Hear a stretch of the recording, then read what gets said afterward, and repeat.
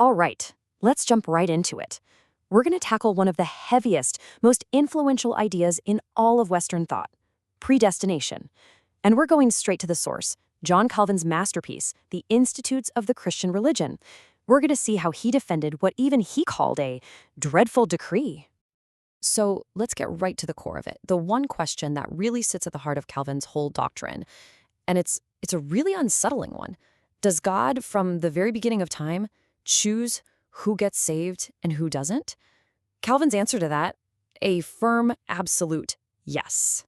So for Calvin, this whole thing is built on a really sharp contrast. You've got two sides here, and he says you absolutely cannot have one without the other. On one hand, you have election. That's God choosing certain people for salvation. But that only makes sense if you also have reprobation, which is God, well, passing over the rest. To him, they're like two sides of the very same coin. One just doesn't work without the other. Now, you can probably guess, this idea, it doesn't go down easy. It immediately raises a huge objection, and it's one Calvin knew he had to face head-on. I mean, think about it. If God just decides who's doomed from the start, doesn't that make him sound like a cruel tyrant?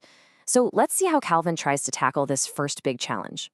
And what's so interesting is that Calvin doesn't try to soften this at all. He actually lays out the objection himself in the strongest words possible. He knew this was the biggest hurdle for people, both emotionally and intellectually. It's like he's saying, look, I get it, this sounds awful, but hang with me, and I'll explain why you're looking at it the wrong way. Okay, so here's his first move. Calvin says we're making a huge mistake right from the get-go. We're trying to judge God using our own human ideas of justice. I mean, for us, justice needs a reason, right? There has to be a crime before you get a sentence. But Calvin says, for God, that's not how it works. God's will is the reason. It doesn't follow some rule book of what's right. It is the rule book.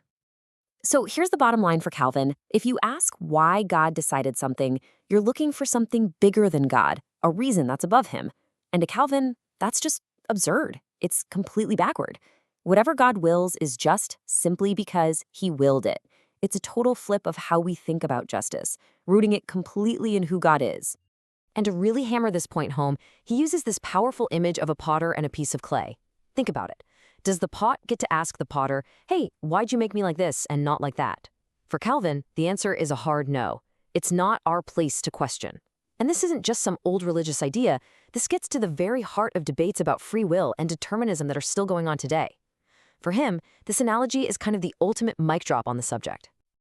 Okay, so that's the first objection. But that leads us to the next one. And honestly, it's just as tough. If God has planned out everything, and that includes people sinning, well then how can you possibly blame the person, right? Doesn't the buck stop with God? Let's just walk through the logic of the people arguing against him. It seems pretty solid, doesn't it? 1, God predestines everything. 2, that includes someone messing up and sinning. 3, so you can't blame them for it. 4, the fault has to be with God's original plan. It's a tight argument, and Calvin knows he's got to deal with it. Calvin's response here is pretty nuanced. He basically splits the idea of cause in two. On the one hand, you have the hidden cause. That's God's secret plan, something we can't possibly understand. But on the other hand, you have the evident cause, the one we can all see, and that, he says, is our own flawed human nature. He argues that we should focus on what's obvious. People sin because they want to, out of their own corrupted hearts, and for that, they are absolutely to blame. And what's really striking here is how honest Calvin is about it all. He doesn't sugarcoat it. He straight up says, the decree is dreadful indeed, I confess.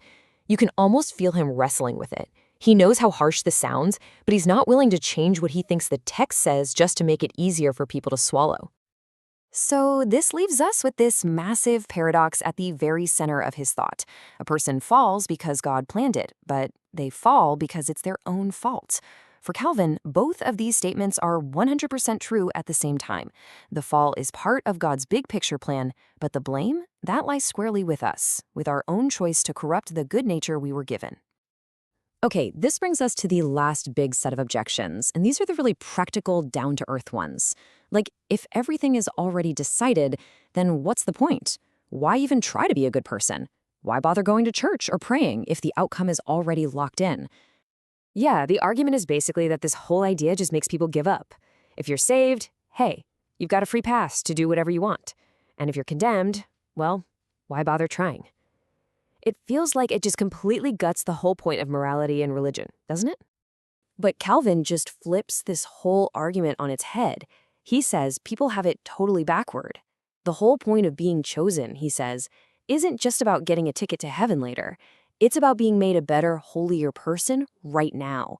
So instead of being an excuse to be lazy, knowing you're chosen should be the biggest motivation you could possibly have to live a good life. So what about preaching then? Is it just a waste of breath? Calvin says absolutely not. See, for him, the purpose of preaching isn't to try and change God's mind. That's impossible. Instead, preaching is the tool God uses to make his unchangeable plan happen. It's the way he calls the people he's already chosen.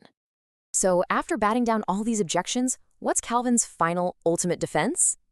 Well, it's not some perfectly clean, logical proof that ties everything up in a neat little bow. In the end, his final argument is to just lean into the mystery of it all. So let's do a quick recap. The charge of being a tyrant? Nope. God's will is justice. The problem of who's to blame? That's on us because of our own corrupt nature. The idea that it makes people apathetic? Totally wrong. It's supposed to be the fuel for a holy life. But underneath all of these individual arguments is one single powerful idea. We are small, finite people trying to understand an infinite God. He says God's wisdom is like a great deep, and our little minds, well, we just don't have the tools to measure it. For Calvin, even trying is a kind of profound arrogance. And he really drives this home by quoting another giant of theology, Augustine. The idea is basically, you go ahead and reason, I'm just going to marvel. You can dispute it, I'm going to believe. It's about seeing the depth of it all and knowing you'll never hit the bottom. It's a call to stop trying to figure it all out and just stand in awe. And so, in the end, we're left with this tension that just hangs in the air, a question that thinkers have wrestled with for centuries. How can God be totally in control, and yet we're still responsible for our choices? Calvin's final answer is that somehow they both exist together in the mind of God. And that fact should leave us with a sense of wonder, not a sense of judgment. It is, as he said, a dreadful decree, but for him, it's also a glorious mystery.